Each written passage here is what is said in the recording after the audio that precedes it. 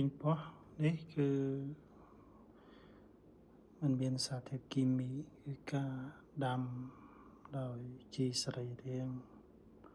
ផ្សំដោយខ្លួនឯងហើយគុណភាពនៃពេញពោះនឹងរសជាតិវាខុសពីពេញពោះនៅលើទីផ្សារដោយប្រជាកសិករខ្មែរយើងមួយចំនួនក៏ដឹងហើយដំណាំដែលមិនមានសារធាតុគីមីការទទួលទាននឹងมันមានហានិភ័យ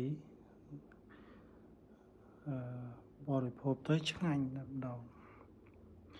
នឹងជាផ្នែកមួយដ៏សំខាន់សម្រាប់ជាកសិករ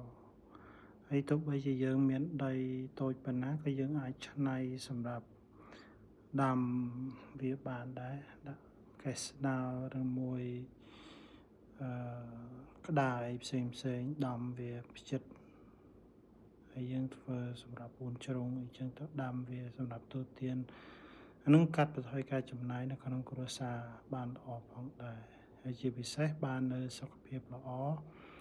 មិនមានហានិភ័យហើយកាត់បន្ថយការចំណាយបានច្រើនមិនថាទៅបន្លែពេញពោះទេបន្លែផ្សេងដូចជាត្រកួនស្ពៃហើយជាដើមនោះក៏យើងអាចធ្វើបានដាំបានអញ្ចឹងយើងព្យាយាមក្នុងការដាំបន្លែដោយខ្លួនឯងក៏រឹតតែប្រសើរ